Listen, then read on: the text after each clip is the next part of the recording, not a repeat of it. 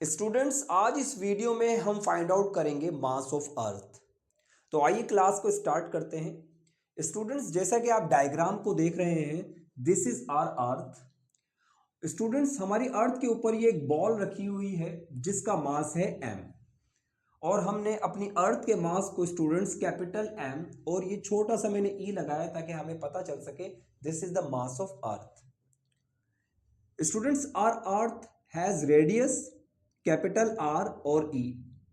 और स्टूडेंट्स, ये जो बॉल जो हमारी अर्थ पर रखी हुई है, इसका जो वेट है स्टूडेंट्स वो डाउनवर्ड है। आपको पता है वेट की जो डायरेक्शन होती है वो डाउनवर्ड होती है toward the centre of the अर्थ, क्योंकि स्टूडेंट जो वेट होता है वो ड्यू टू ग्रेविटी होता है। और वेट का जो यूनिट है स्टूडेंट्स, हमने याद रखना होगा कि वो होता है न्यूटन। जैसे फोर्स का यूनिट न्यूटन होता है, वेट भी स्टूडेंट्स एक तरह की फोर्स है। और हम वेट कैसे मालूम करते हैं? Mass into acceleration due to gravity, W is equal to mg।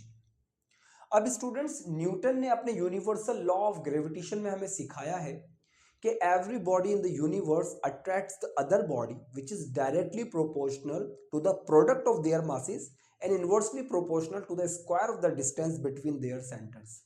अब स्टूडेंट्स, उसी फार्मूले को हम सामने रखते हुए मास ऑफ अर्थ को ड्राइव करेंगे।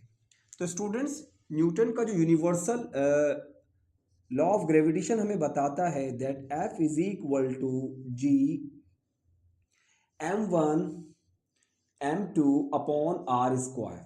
This is the formula of Newton's universal law of gravitation.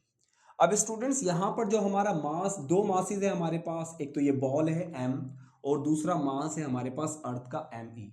तो स्टूडेंट्स, ये जो m1 है और m2 है हम इसको रिप्लेस कर देते हैं।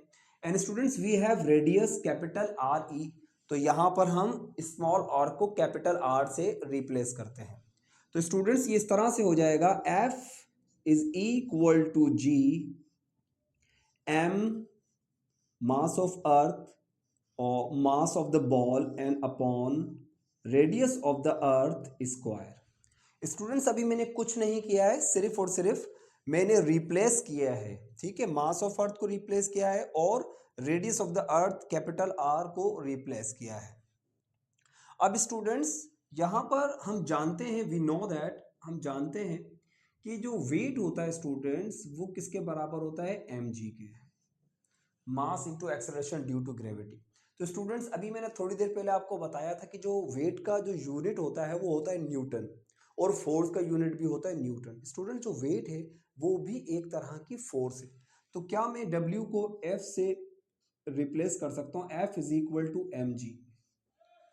तो स्टूडेंट्स, यहां पर जो F है इसकी जगह पर मैं mg पुट कर देता हूं। mg is equal to G mass of earth, mass of ball upon radius of earth square.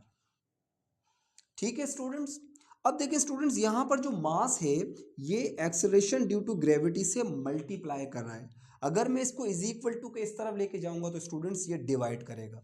तो हम इस तरह से लिख सकते हैं स्टूडेंट्स इसको, G is equal to capital G mass of earth, mass of ball upon radius of earth square. और ये स्टूडेंट्स जो m यहां पर मल्टीप्लाई कर रहा था वो यहां आकर आ गया डिवाइड में।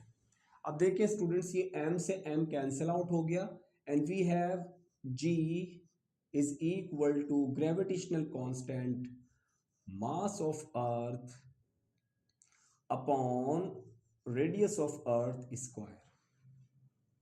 अभी students, mass of earth find out नहीं हुआ है, अभी हमारा मास ऑफ अर्थ यहाँ पर फंसा हुआ है, हमने इसको निकालना है। ठीक है स्टूडेंट्स। अब यहाँ पर स्टूडेंट देखिए, ये रेडियस ऑफ अर्थ स्क्वायर है, ये डिवाइड हो रहा है। अगर मैं इसको G के पास भेजूंगा तो ये यहाँ पर आकर मल्टीप्लाई हो जाएगा। Radius of earth is equal to gravitational constant and mass of earth. Students, ये जो ग्रेविटेशनल कांस्टेंट है ये यहाँ पर मल्टीप्लाई कर रहा है। अगर मैं इसको इस तरफ भेजूंगा तो ये करेगा divide, RE square upon gravitational constant is equal to mass of earth. अब स्टूडेंट्स, इसको हम सीधा करके लिख लेते हैं। Mass of earth is equal to G radius of earth square upon gravitational constant. तो स्टूडेंट्स यहाँ पर देखें आप कि ये हमारे पास मास ऑफ अर्थ का जो है वो फॉर्मूला हमें मिल गया। और यहाँ पर एक मज़े की बात स्टूडेंट्स क्या है कि देखें acceleration due to gravity constant है, radius of the earth constant है, एंड ग्रेविटेशनल कांस्टेंट वैल्यू क्या है इसकी, कांस्टेंट है। ये यानी तीनों कांस्टेंट मिले हैं हमें मास ऑफ अर्थ मालूम करने के लिए। तो यहाँ पर स्टूडेंट्स जैसा कि आपको पता है कि जो जी है और ये आर ई स्क्वायर है, इन सब की जब आप वैल्यू पुट करेंगे स्टूडेंट्स, तो यहाँ पर स्टूडेंट्स हमारे पास मास ऑफ अर्थ जो है वो फाइंड आउट हो जाएगा। आप जब इसकी स्टूडेंट्स वैल्यूज़ पुट कर देंगे इन तमाम की, तो आपको यहाँ पर जो है स्टूडेंट्स वो क्या मिल जाएगा, इसका आंसर मिल जाएगा। और यहाँ पर जैसे मैंने लिखा 9.8, ठीक है students. Radius of the earth students कितना होता है, 6.38 इंटू 10⁶, और ये स्टूडेंट्स स्क्वायर लगा हुआ है, और डिवाइड में ग्रेविटेशनल कांस्टेंट स्टूडेंट क्या हो जाएगा, 6.673 इंटू 10⁻⁻11 न्यूटन मीटर स्क्वायर पर केजी स्क्वायर। तो स्टूडेंट्स फाइनली हमारे पास जो मास ऑफ अर्थ आएगा, स्टूडेंट्स हमारे पास सारी 6.0 इंटू 10⁻24 केजी। स्टूडेंट्स ये होगा हमारा मास ऑफ अर्थ। उम्मीद करता हूं आपको ये डेरिवेशन समझ में आई होगी।